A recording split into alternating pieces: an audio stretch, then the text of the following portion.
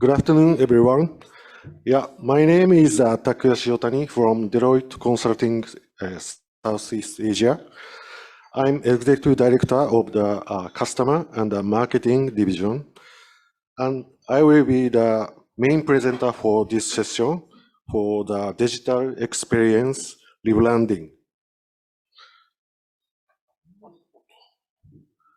Before we start out our session, let us introduce our team and the panelists who has kindly agreed to support it today.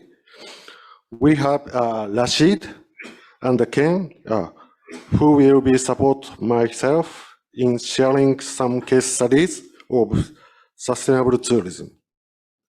And moderating the panel discussion we have later on.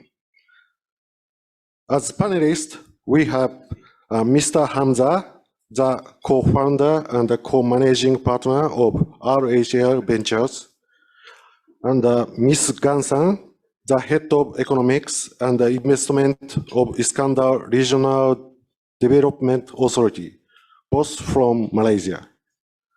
And Mr. Mabuchi, a partner from Deloitte Thomas Consulting from Japan and online. We have kindly agreed to support us in exploring the reality of sustainable tourism in ASEAN and the Japan market. Mr. Hamzah, Ms. Gan-san, Mr. Mabuchi, thank you so much for your cooperation.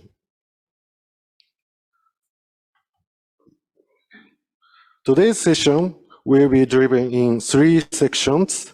At first, understand the trend of sustainable tourism in ASEAN and the Japan market. At the second is an iconic case study from Deloitte Experience. The third, panel discussion to deep dive into the reality of sustainable tourism in each market. That is today's agenda. To start off, our Digital Experience team has set achieving sustainable tourism by digital experience design as our high-level goal, because we believe tourism is not only one of the largest sources of income for each country today, but also the key for future growth and the key for domestic social problem solving in each country. To enable this, we have set creating tourism ecosystem, designing the communication scheme for branding, and rebranding the tourism destination to attract more people, more business, and more money. As a key point to be discussed with each country to understand the priority.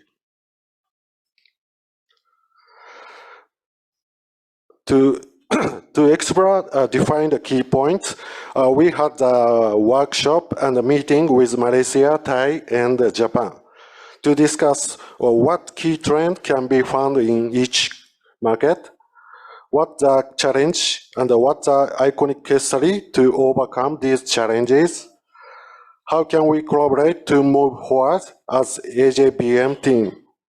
Today, we will share the trend of sustainable tourism before and after COVID in this region, based on insight provided from the meeting.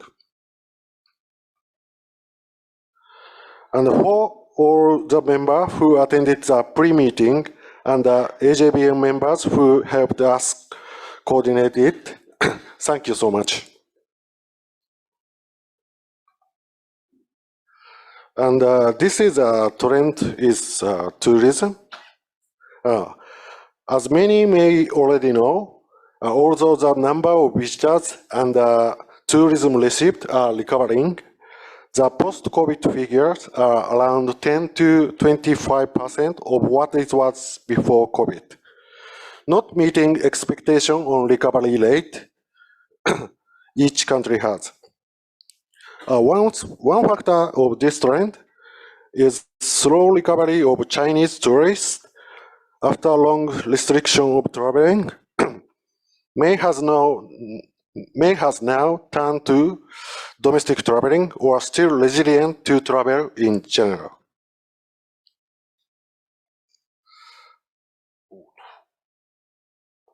Yes, this is a quality of tourism. Yeah. Because of this change, we can also see the change in the persona or who of the visitors. Before COVID, a lot of tourists come in large tour group with usually only guided visitor to see the few typical sites. Most of these tours were hosted by the visitor's country company, which made it difficult for the host country to recommend a new experience.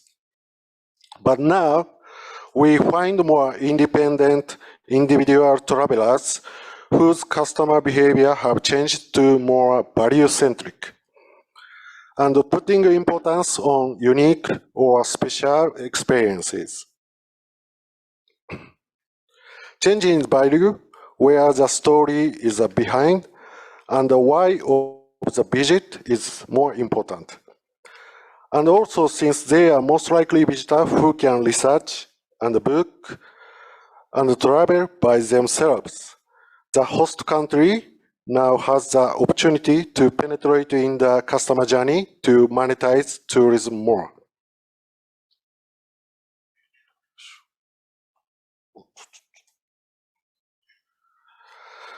To cater to these changes, we have set 4 key success factors for our to-be sustainable tourism. First, provide personalized service for tailor-made experience by data analytics. At second, tell the story of attractive content through the digital channel.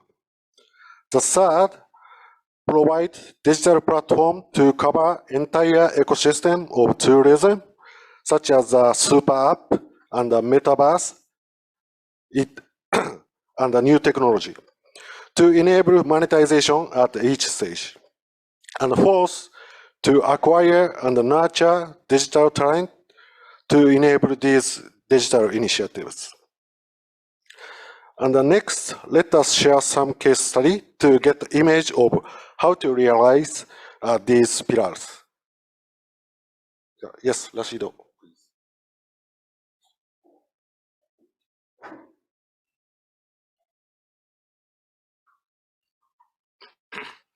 Yeah. So hello everyone. Good afternoon.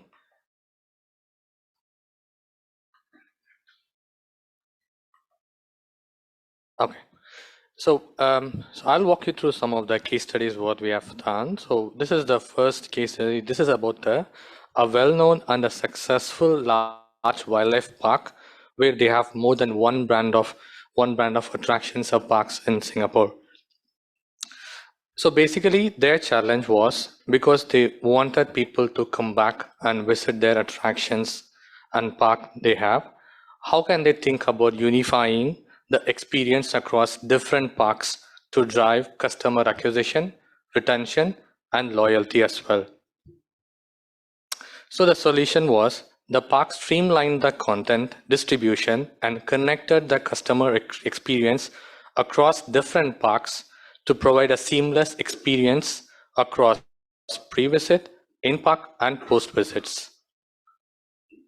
So because of this, the revamped IA, they did, allowed the growth and expansion of the brand sites and also created a potential to create unique identity for individual attraction based on target segment, saving them time, cost, and effort in terms of the content distribution.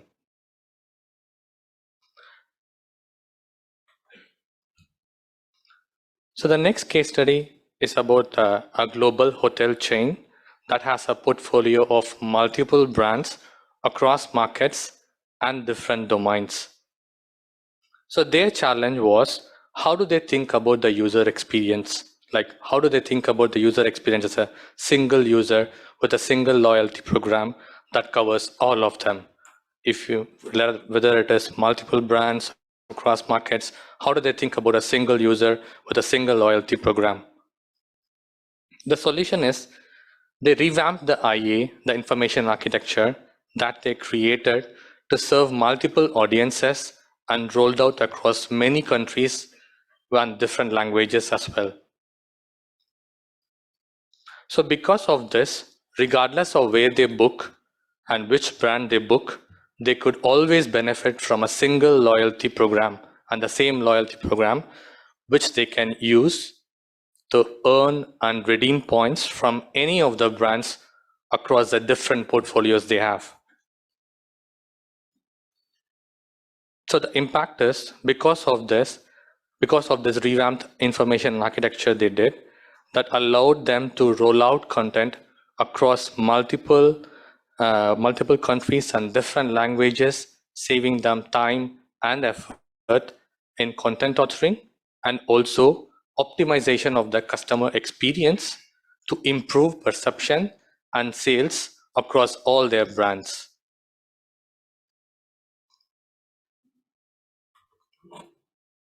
So the next one is about a large cruise brand, one of the large cruise brand in the world.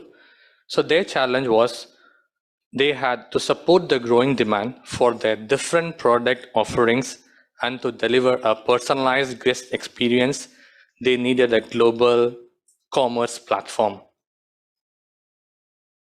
So the solution is with a new integrated e-commerce plus content management capabilities for guests to book their experiences, they were able to drive personalization, recommendations, and also the search enrichments.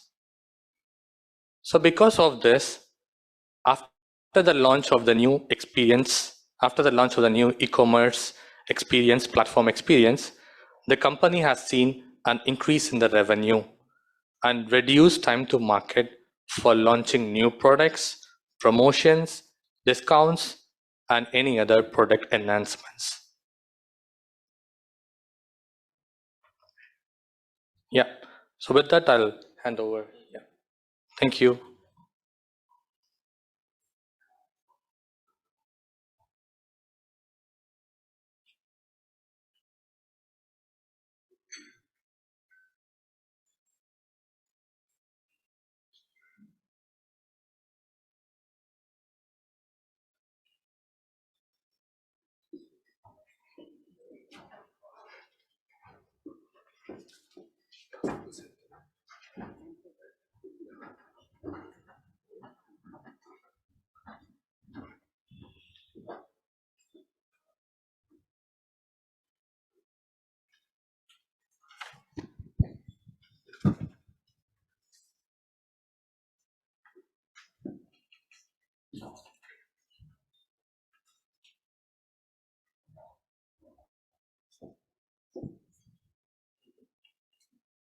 For this part of discussion, one more member will join the online. Share the screen of him. Okay, let's start the panel discussion part. Good afternoon, ladies and gentlemen. I'm Ken Hashiguchi from the Deloitte Consulting Singapore, and working together with Shio-san is a customer on the marketing experience. So I'm very happy to be here to facilitate today's meeting with this brilliant panelist to talk about in context of the sustainable tourism. First of all, let me introduce today's brilliant guest from Malaysia and Japan. Introduce the ladies first. Is Gan-san, from the head of economics and investment. IRDA, Iskandar Regional Development Authority, Gan-san. And one other person from Malaysia is the Hamzah-san, is a co-managing partner of RHL Ventures. And one more people is joining from the online. In the screen is Mabuchi-san, is a partner of the Deloitte Consulting Japan. Hi, Mabuchi-san, can you hear us? And how are you? Yes, thank you very much. And so I'm very honored to be here. I'm looking forward to have a conversation with you guys. Okay, and so these three of them are today's panelists. And on top of that, actually, we actually tried to invite another guest from the Thailand because we got a lot of impressive idea and the impressive feedback in the workshop, in the meeting at the Thailand in this activity. But very unfortunately, we couldn't arrange the guest from the Thailand. So today, I will share any of the idea and the feedback from the Thailand, so this workshop on behalf, I will share any feedback from Thailand today. Okay, let's go to the topic of the meeting.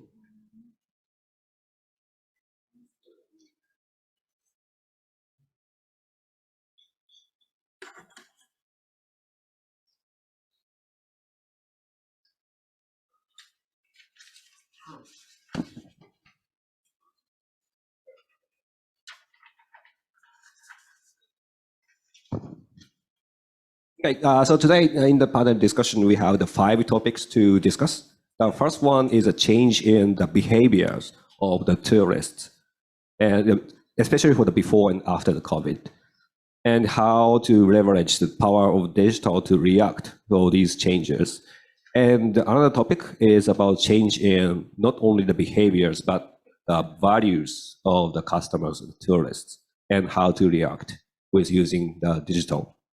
And third one is about the business monetization, how we monetize these from the tourist with using the digital.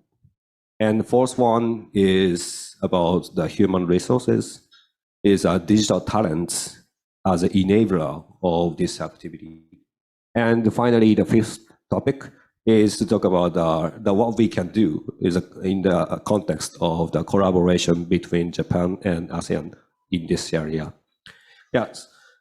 Okay, let's go into the discussion. The first one is change in behavior of the customers, is a tourist, and what is a change of especially for the before and after the COVID, and how we should react to these changes.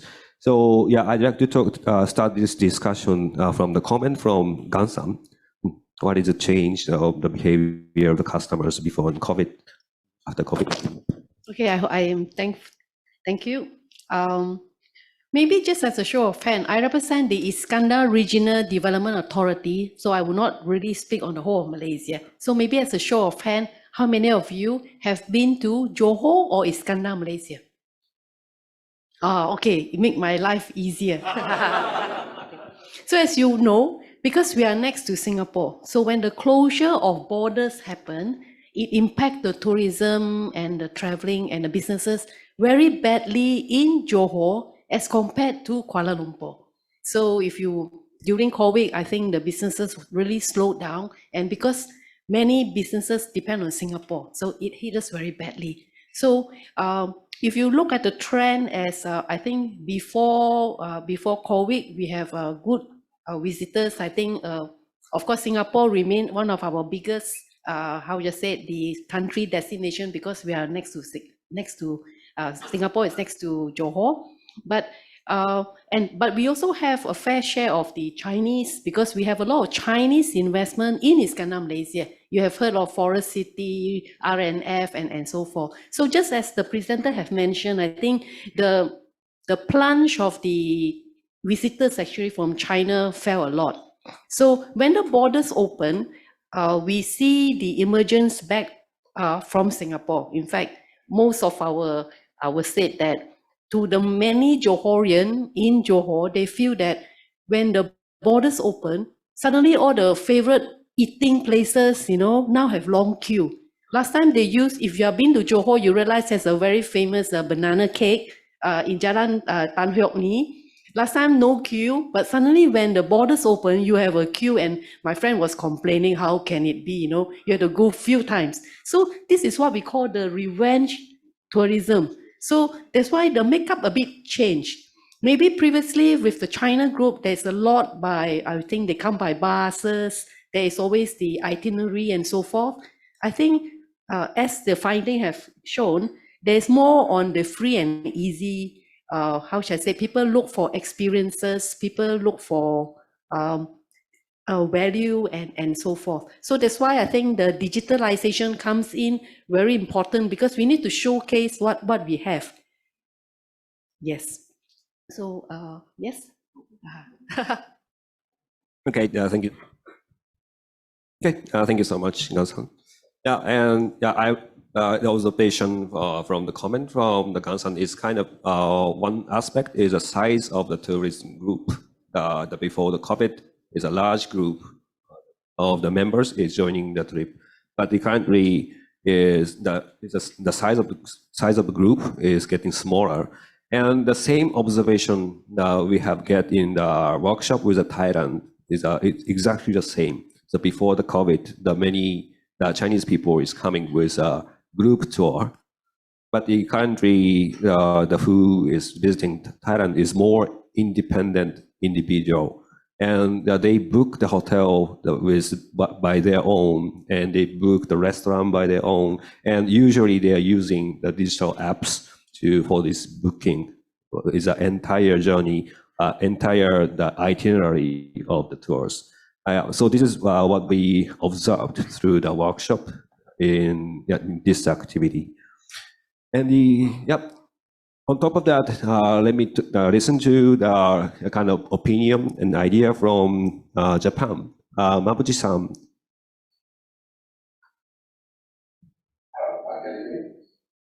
Yes. Yes, okay. So I told you the tourism are crucial. However, Japan is developing the issue of over tourism.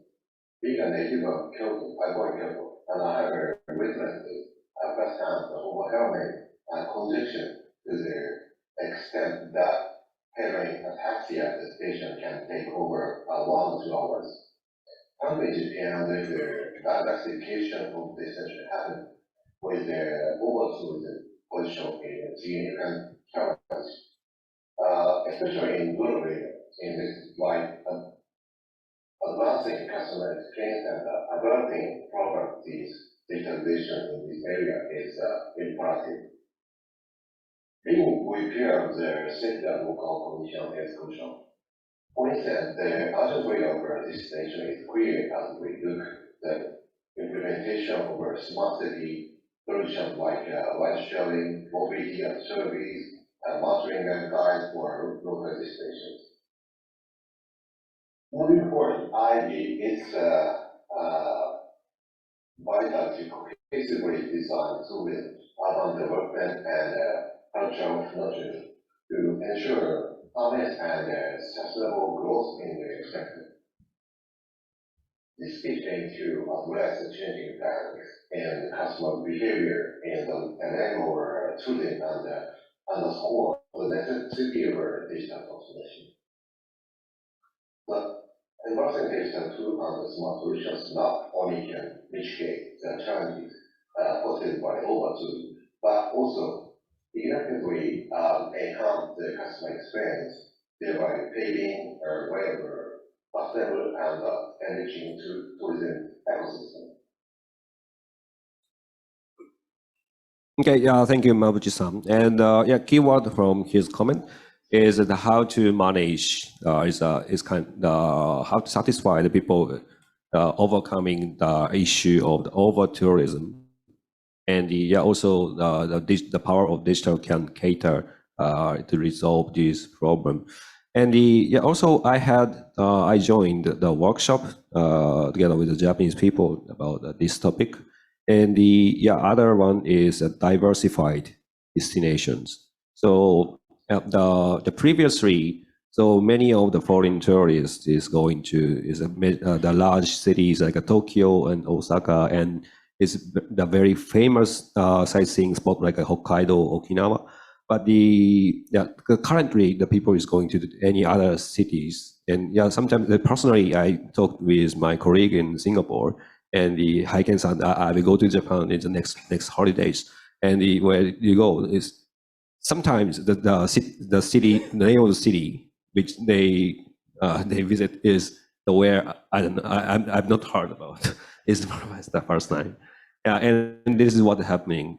And one more is the personal observation from is this diversified destination is very personally, but it's about my hometown. So my hometown is, Goto Island in Nagasaki Prefecture is the most west part of Japan. And I spent the first 15 years of my life, so until the graduation of the junior high school. And on that era, only the foreign person in that island is only one English teacher. Yeah, this is what's happening in maybe 20 years ago. But my parents is running this very local restaurant there. And the other day is maybe 1 or 2 years ago, my mom make a phone call to me and Ken, so I need your help. What can I do for you? What in English? What is ramen? Is in English? No, ramen is ramen. No problem. And next time, mom continue. What is champong in English? I think it's champong. Champong is okay, like that. So what they are trying to is they translate their menu in the restaurant into the English, because many of the foreign visitors is coming to this tiny island. It actually takes half a day from Tokyo to go to my hometown. But many of the foreign person is visiting my restaurant after someone share my restaurant in the social media. So this is actually what's happening. And also is a digitalization perspective. Still, the restaurant by my parents only accept cash. No credit card acceptable, no pay now, no pay wave, no pay now. It's only cash. So this is actually what is actually happening in the countryside of Japan. Many of the foreign visitors is visiting this area, but digitalization is not enough. Yeah, so this is what is happening. Thank you for listening to my story. Okay, yeah. So this is what's happening in terms of the behaviors of the customers. Is the one topic is size of the group is changing. More individual person is making trip, and in Japan is still had the challenge of the over tourism. So I think that these are keywords on this area. And let's move on to the next topic. Is about change not only the behaviors but the value of the what is expectation of the tourists and what entertain or satisfy these tourists in the destination. So first of all, first one, I'd like to listen to the opinion from Mabuji-san about Japan.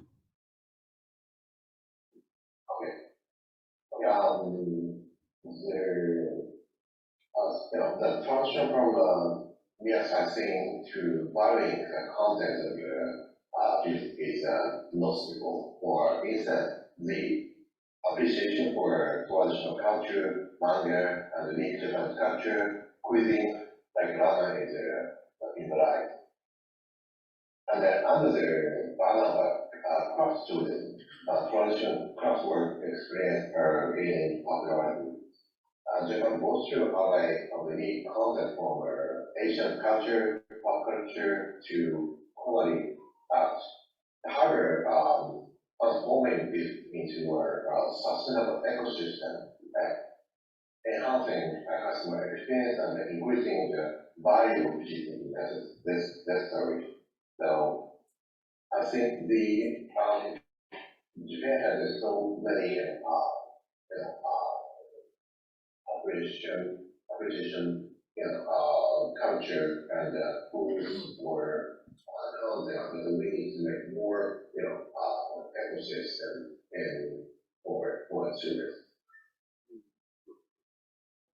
Okay, thank you, Mabuji-san. And about Malaysia, I'd like idea from Gan-san. I think when people come to Malaysia, the general tourists actually will look at maybe 3 things. So one of which is actually shopping, food, And I think the third one is actually experiences. So in Johor itself, actually, we have actually very good shopping center. We have the Johor Premium Outlets. Maybe in Japan, Japan will be Gotemba, same shareholder, you know. So if you go to Korea, you have your Paju and your Yeongju. So I think Asian like to shop. So we have that, how we say, the luxury shopping destination in Johor itself, in the by Johor Premium Outlet. Then of course, Malaysia, we have the diversity of different food element.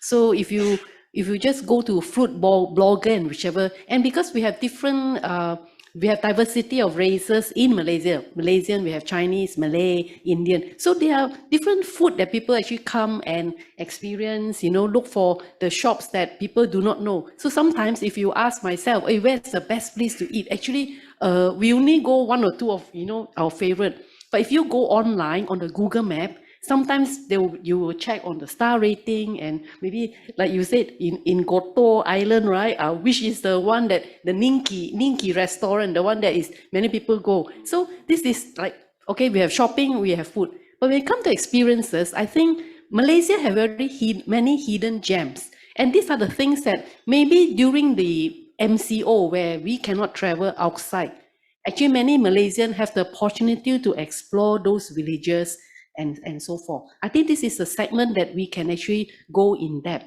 And in Johor itself, actually, the government, before COVID, we have this program called the Village Enhancement, Economic Enhancement Program. It was meant to bring up the living, the economic value of the villages itself. So actually what have started as an eco-tourism project actually became one of a very good eco-tourism project. Actually, what have started was meant to improve the economic well-being of the villagers in that area. So that is actually, the name of that project is Kampung Sungai Melayu, which is near the second link in Iskandar Putri. So very near to Singapore. And they have actually used digitalization from the form of Facebook, influencers, people who share the experiences and so forth to market. So these are what we call maybe taking into deeper area, the content, because every people who come to Malaysia and for return visitors, they want to have a different experiences. And this where if we can make use of digitalization, we can reach out and maybe to share a better story. Okay, thank you, Gan-san. And the keyword here is eco-tourism, and the other enabler is still that we can leverage the power of the digital. And here also we have the same observation in Thailand. Is the keyword is the value-centric. So this is in the workshop in Thailand. We hear many times. Many people say about the value-centric model. So that makes the impacts for the people interested in or conscious of the nature environment.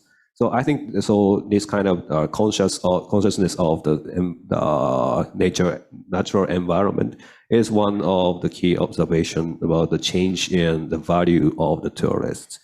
Yeah, thank you so much. Okay, so these are the changes in the behaviors and the values of the tourists nowadays, especially before and after the COVID. And the next one is how we react and how to monetize and to making these opportunities, making the most of these opportunities is a revenue structure. Is in other words, the how to monetize for this opportunity. So for this topic, I'm really interested. I want to listen to the opinion from Hamzah from your perspective.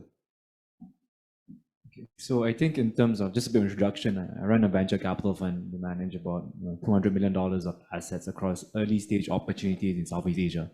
And I think with the data shown earlier, obviously numbers are down from a tourism perspective, so from 30 million to 18 million, right? So I think from a number of people perspective, it's down. But if you look globally in terms of luxury market spend, I think Hermes reported results like 2 weeks ago, numbers were at an all-time record. So there's a bit of a bifurcation in terms of spending. But I think in terms of where the consumer is spending, I think what's interesting from a Malaysia and Japan perspective, I would say is, I think if you look into, I think the currencies that performed worse this year Actually, I think the bottom two actually are Malaysia and Japan. So I think from a business perspective, what that means is the revenue structure is changing to maybe a more price-sensitive consumer. Hence why I think using digital resources to drive costs down, both from a human perspective and also from a cost perspective to the end consumer is important. So if you look into I think all the digital platforms at the moment from a cross-border perspective, actually a lot of these digital platforms, whether you're talking about Cloak, Trip.com, I think they all have elements of discounts that's embedded into the business model at the moment. For example, I just brought my son to in the aquarium and you get a 25% off, right? So I think all these small things are incremental benefits from a digital point of view. But at the same time, I think it's a win-win where the operator can lock in revenue, but also as a tourist, you can lock in your experiences moving forward. And I think echoing some of my earlier panelists about diversifying revenue sources, and I think the experiential consumer and how that's changing.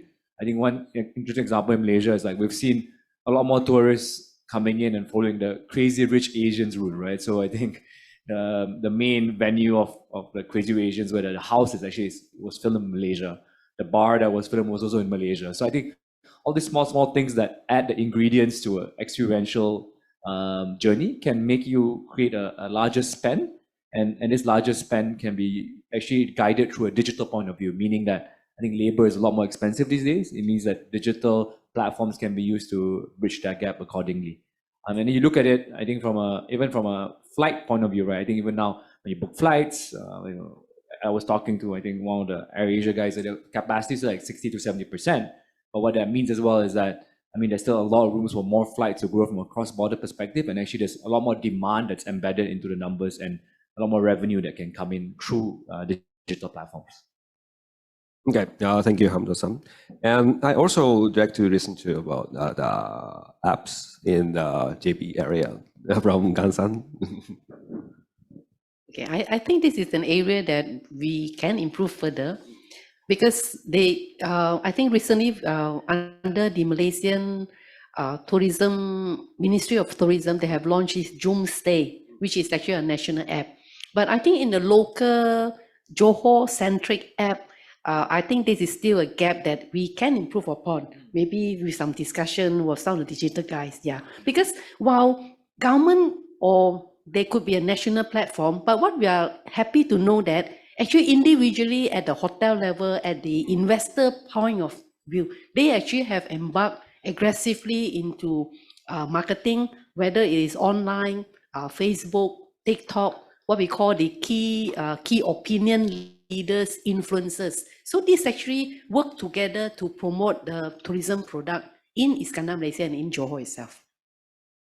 Okay, thank you about sharing about the apps. And the another case about these kind of the applications, the mobile apps, is we heard from Thailand workshop is Tag Thai, TAG Thai.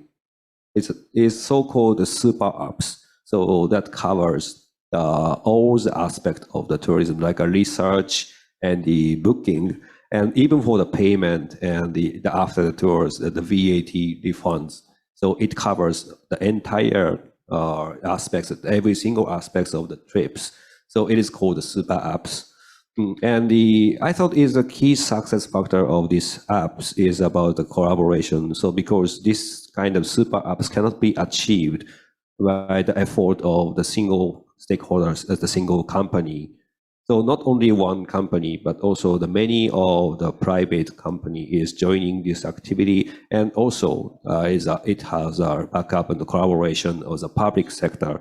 So it is the key success factor of this Thai case is a collaboration between not only the one company, but the multiple companies, and not only the public sector, but the private sector, but the private sector, a public sector. So yeah, this is I think the one of the most impressive part of the discussion with Thailand, because what we can kind of learn, the other countries should still learn from these cases. Okay. Yep. Is next topic is so we have covered a change in the behavior, and the second one is a change in the values of the customers. And third one is how to make the most of these opportunities as a monetization perspective. And fourth one is more for the enabler, is a digital talents to leverage this power of digital. So yeah, or acquiring or educating or is kind of sustain these people who can leverage the digital is one of the key agenda for the many of the countries. So even for the headache of each of the countries. For this perspective, I'd like to listen to again, Hamzah-san, your idea again. So I think on the digital platform, I think since COVID, it's been very interesting, right? So I think even when you arrive in Singapore, I arrived this morning, you have to, all your declarations go online, you fill in the ICA checklist online. So I think the seamless experience is all done online. I think when I arrived in Japan, it was the same thing, right? You have no forms, you just do everything very seamlessly. I think taking the experience to the next level from, enabling digital resources. I think one of the interesting developments across actually the whole ASEAN region is the rise of, I think, the super apps, right? I don't know if some of the countries are doing it themselves, but the likes of, I think, Grab is an easy example where if you're in Malaysia, you're in Thailand, you're in Singapore, the single app that you can mostly do end-to-end, from booking a car, booking a limousine, booking travel, even booking hotels to a certain extent, right? So I think the rise of these super apps have made it interesting. When you arrive to the airport in KL, I mean, the first thing you see is a Grab banner to say, hey, you can take a Grab, you can pay with Alipay, you can pay with QR. So I think there's a development from an app point of view that makes it a lot simpler and actually a digital resource that is already there that we can just leverage to grow the business.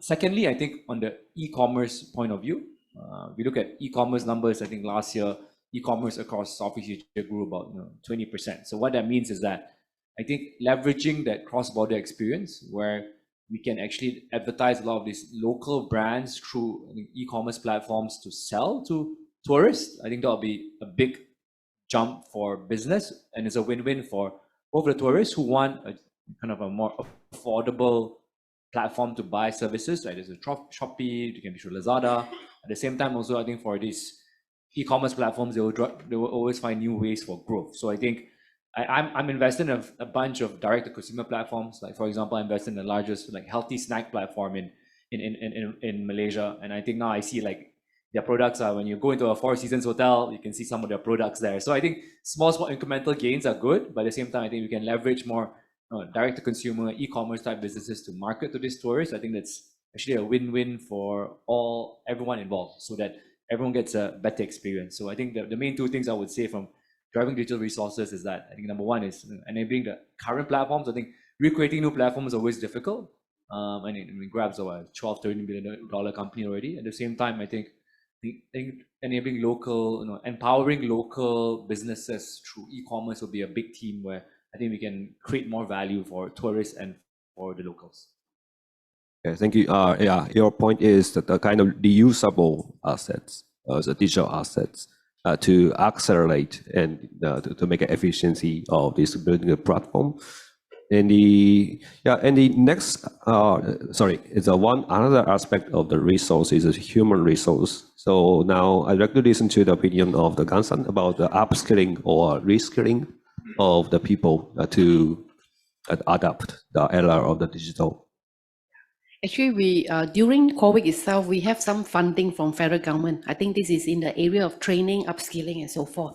So specifically for the tourism industry, we actually run several programs to help the players, be it the travel agent or the product itself, to actually know how to use or leverage on the different digital platform in terms of marketing and so forth. We also have run several programs on the e-commerce selling, the use of Facebook to sell, which actually benefited, I would say, a number of people who were unemployed at that time and so forth. So I think, as Hamzah had mentioned, the platform is there, but whether we ourselves want to make use of the opportunity on that platform.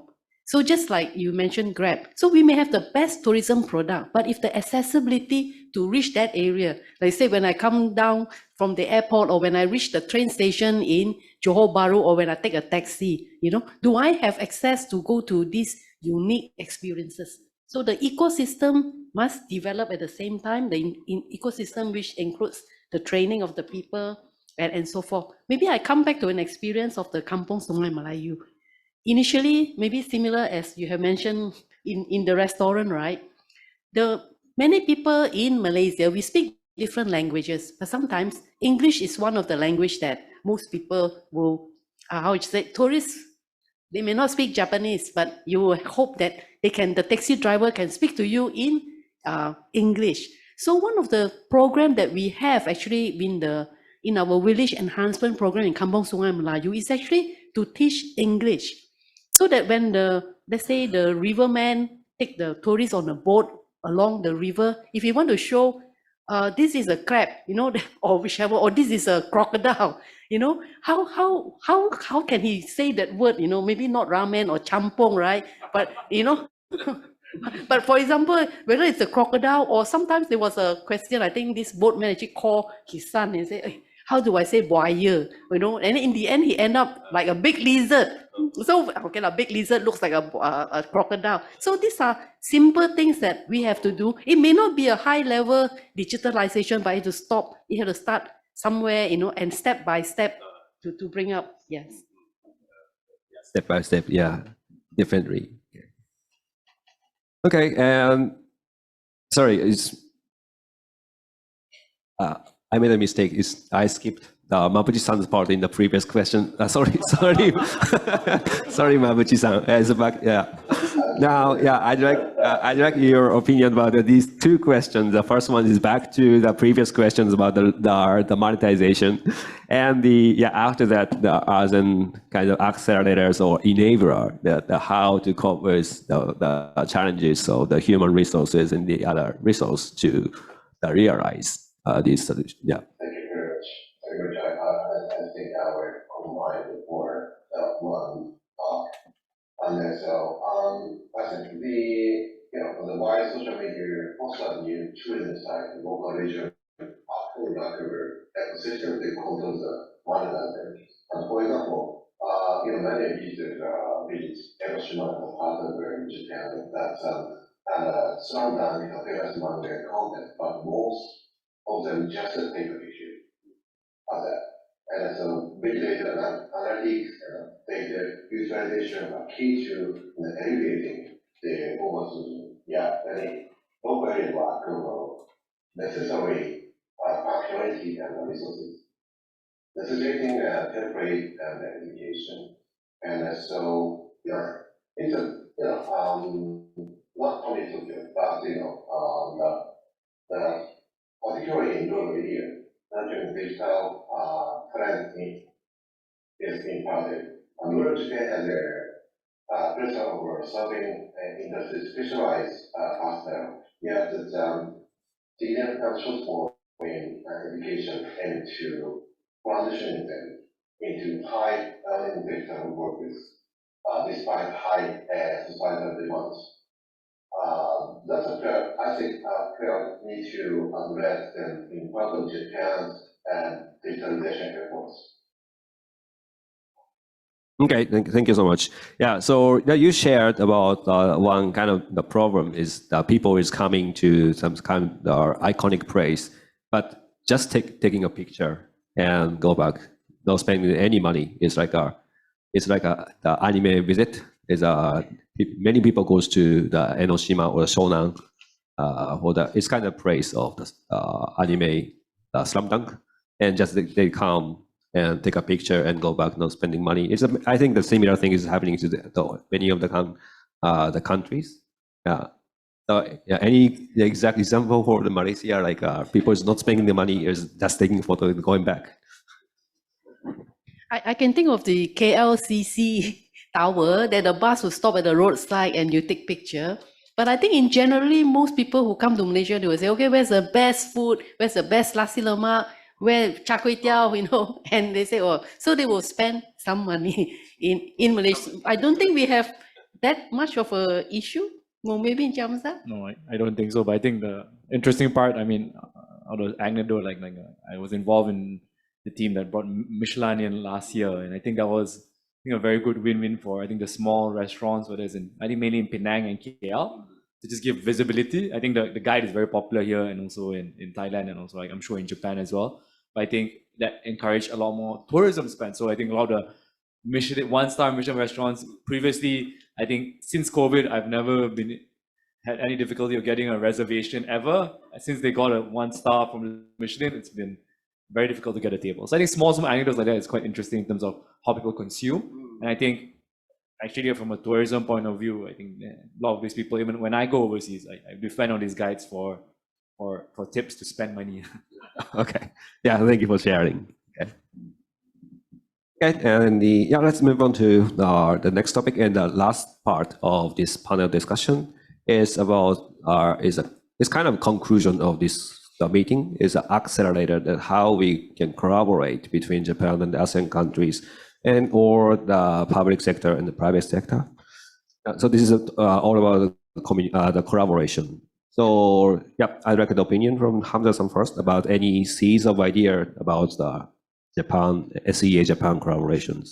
I think one of the things I put two buckets. I think one from a more macro perspective, I look at a variety of businesses that we've invested in. I think one of the big areas that I've seen growth is in the halal economy. So I think certified halal products in Malaysia or maybe even Indonesia to export to Japan, and even some of Japanese products that can be halal to certified be brought here. On the macro level, like the halal economy is about $11 trillion and it grew about 10% last year, right? So it's even in a period of tough consumption, I think it's one area that's still there. Obviously, then there's also opening up the Middle East as a market as well. I was just reading the news earlier. I think the Indonesian authorities opened a halal certification office in Japan. So I think that cross-border relationship is there. And I think it's a big room to grow. And given that a lot of Japanese food is seafood based or snacks, I think actually it naturally would tie in very well to the halal economy. So I think on the question of cross-border, one of the low-hanging fruit I would say is halal. Like for example, I'm involved in a food manufacturing business in Malaysia, and that's 50% of their products are for export. And I think we see in US and Europe, I think the demand is off the charts. Like I would say that I think that the other parts of like Middle East and even North Asia that I feel we have a halal point of view, I think there can be a lot more cross-border products. Just because from a cultural point of view, I think there's a lot of similarities. I think so. That's number one. I think number two, just to make cross-border trade easier and travel easier. If you look into the ASEAN perspective over the past 12 months, I think this QR code rationalization has been very good, right? So I think, for example, I can use my QR code, the Malaysian national QR code, to pay in Singapore, Indonesia, and Thailand seamlessly. And I think if we can implement that to include like countries like Japan, where I think a lot of more consumers now do not want to use cash, that will make that travel and tourism experience a lot more seamless.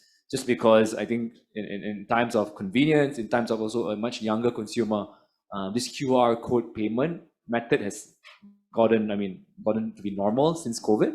And if we can, the Southeast Asia or ASEAN's already linked up, I think we can do it with Japan as well. I think it's a big cross-border opportunity to make tourism and travel seamless. Yeah, thank you so much for your very concrete idea about the halal tourism and also the payment method. With a cross-border payment method is using QR code.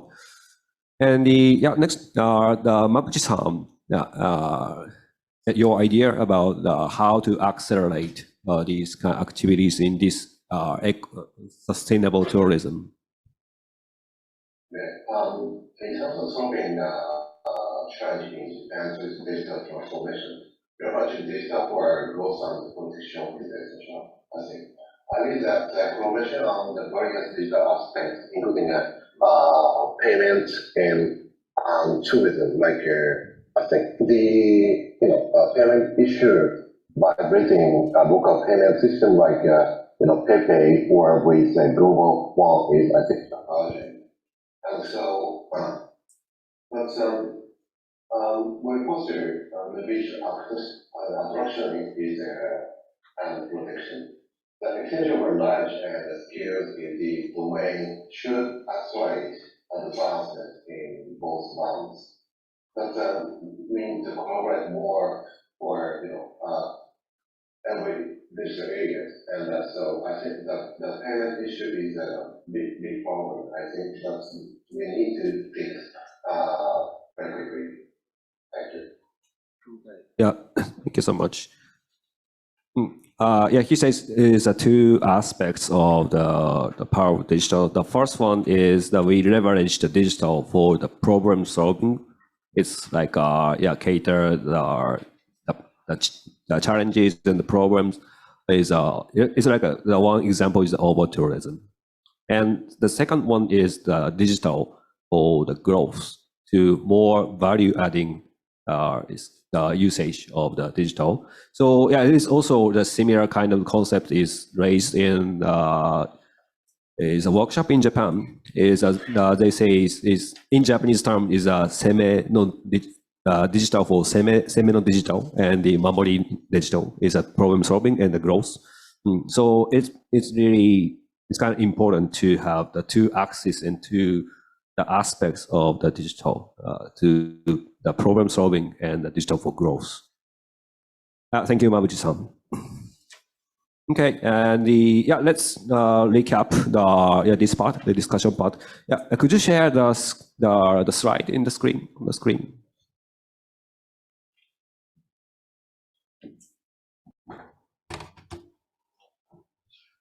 Sorry.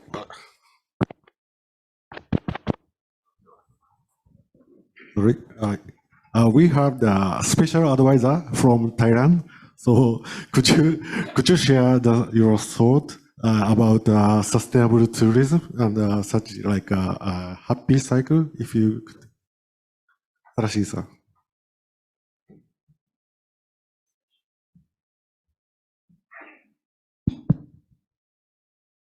Thank you. I'm Colin Sarasin. Dean, you said workshop. Actually, you interviewed me. Our information. So I'd like to add on what you said before about the over tourism. So right now, what we're doing, we try to promote a secondary city, not only Bangkok. We find that before COVID, about 8 cities in Thailand that people visit. Bangkok, Chiang Mai, Pattaya, Phuket, all those cities. But if we promote more cities, we have 76 provinces in Thailand, so we promote more and more of those cities. So right now we try to promote all these. And also we find that the behavior of the people are changing. What you said that more FIT, more the small group people, the friends and families are more visit than the group tour. And also they are concerning with the safety, security, hygiene. They are concerned about the hygiene. And also they were using more digital technology more and more. For example, before they visit the places, they review first, give a good review, so they visit. And also the payment online before they visit, and something more and more digital coming to play more and more.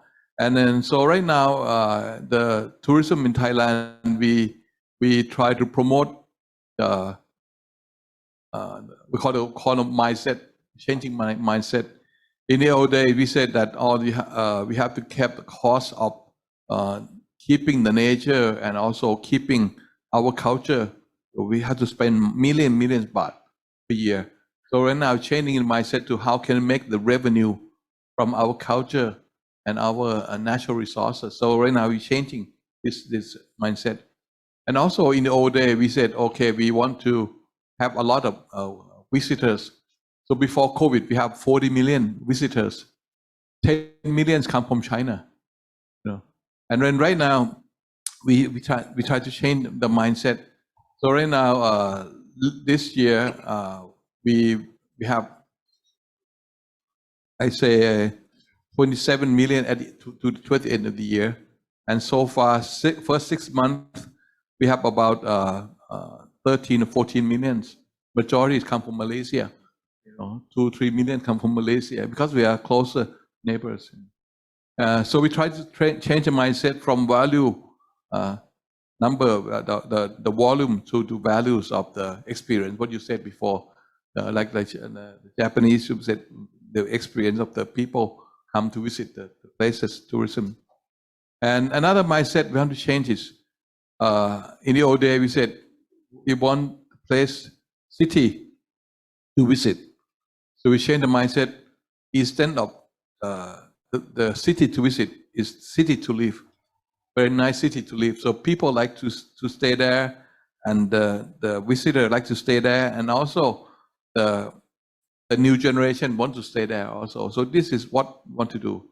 And in the old days, we said that the mindset, we want to make money from the tourism.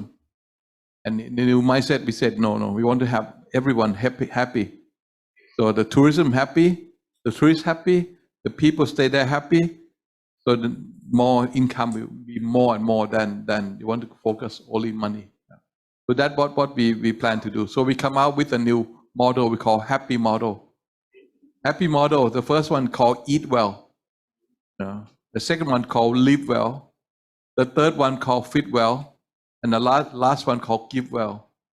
Eat well means that what you said, actually we see that in Japan, we like to go to Japan a lot, right? And Thai people like to go to Japan. And everywhere in Japan, you get very good food. You have storytelling, where you get it from, cleanliness or those. So we try to copy something like that. Everywhere in Thailand, we have a good food. So what is the story behind it? How can you record it? And if not, how can you package it like that? In Japan, you have many good packaging like that. So we try to get some packaging designs and like that, like Japan. The second one, live well. So the hotel or the house and have a standard, cleanliness, and also user friendly or not, and so design or not. Because more and more trend of the old people coming in, and also what they call the wheelchair people. Old people need wheelchair. So those people, not only one people come to tourists, 3 or 4 people with the whole family. So we have to incorporate all those. And after COVID, so we can see that more and more people can work from anywhere. So that means that every hotel got to have a Wi-Fi. Right? The third one, fit well. So that means that you got to have activities, sport activities, something that every event, if it's good to have every day or every month or every event, all those. But the last one, give well. Give well, that means that what the local people want the people to see to their town. Unseen places. They have many unseen places in Thailand. So what they want to see, what they want to show. So we can divide into 4 parts.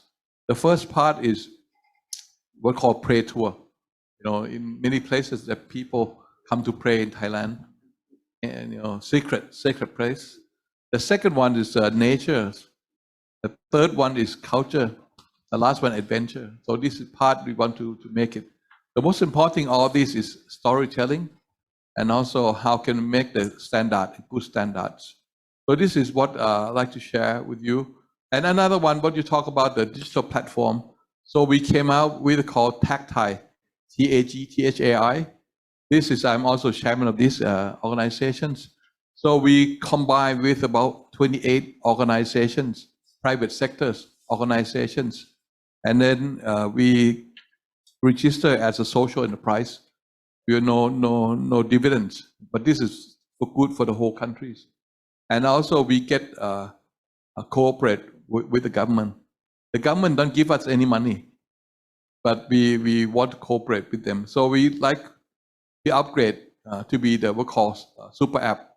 So what you said before that we have so many things come out like the payment, VAT refund, OTA, and right now we come up with the pass. Before you come to Thailand, you can buy the pass and then you can get maybe free golf and something like that. So it's quite good, and also telehealth. Yeah. So something like this, what we plan to do, and also we plan to educate people who use the app. Also, what you recommend before. Yeah. So the last one, you said what you want to cooperate with the Japanese. I think the packaging, storytelling, something like this, that we need a lot of help from Japan. I think, and the packaging is very good from Japan. You go everywhere, you package very good. Sometimes I buy package, I don't know what's inside. Oh, it's very good design, packaging is like that thing that we need from Japan, and also the cleanliness, something like that. So it needs a lot of help from Japan. So the corporate, very important between Japan and ASEAN. Thank you very much.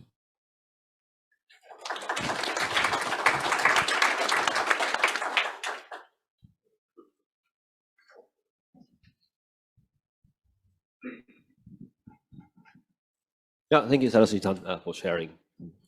Okay, let's recap this discussion part. So everyone can see the screen. Yeah, here. Okay, so we talk about the 5 topics. The first one is a change in the customer's behavior, and the key changes before and after the COVID is the size of the tourists. From the group people to the more individual, independent people is booking the hotels and making enjoy the activity by their own. That means the information, the granularity of the information is more it's kind of more for the independent, not for the a group information. So we are ready to start the analytics of the data to find out some insights and to craft the personalized experience for the tailor-made experience of the tourism. So this is the first one. And second one is our change in the content and value of the people. And in this discussion, we had the keywords of the ecotourism, the value-centric, and the happy model from the Rasheed-san. So we already have captured the kind of change of the values of the tourist. And the next action is to how to tell the story and tell the value story of this attractive contents through these digital channels. And third one is monetization, is a revenue structure. So that we have some kind of case examples about the digital platform. It's like a Klook and the other apps, like super apps in Thailand. The Tag Thai is one of the example we can refer. The other country is also refer. Yeah, so to enable the monetization at each of the stage is an entire journey of this kind of behavior, the activity of the tourists. And the first one at the bottom is about how we attract and sustain digital talents in this kind of activity. This is a key enabler of these activities. So we get some couple of ideas from the panelists today. Thank you so much. And the next page, we had, and at the last point, we talk about is a kind of conclusion of the accelerator of this activity. So this is kind of part of the conclusion of this discussion. So that's why I dragged the Shio-san to share this part. Sorry, I will finish. Yeah, we talk about the two axes of the digitalization. There's a digital for growth and the digital for problem solving. And I think that each country has a kind of strengths of the sum of the digitalization. Like for my personal impression is that Japan is very good at the digitalization for the problem solving to cater the requirements of this kind of satisfaction or kind of safety of the people. And on the other hand, ASEAN country is more for good at the digital for growth to make money and to entertain the people. So this is, I think that we have some kind of room, the opportunity for the collaboration to make the good collaboration between Japan and ASEAN. So this is my opinion. Okay, yeah, thank you so much. Yeah, let me close the panel discussion part, and thank you very much for today's attendance. Babuchi-san, also thank you so much.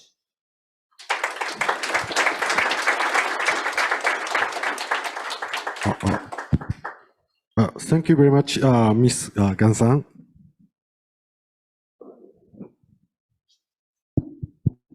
Gan-san and Mabuchi-san and Hamzah-san and Sarashin-san for variable input.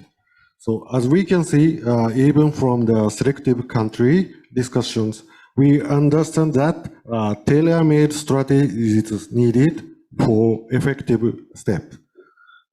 Utilizing the AJBM scheme, we are looking forward to discuss and to collaborate with more countries and taking a step towards realization. So again, thank you very much for your cooperation to make it happen. And we look forward to next journey Thank you so much.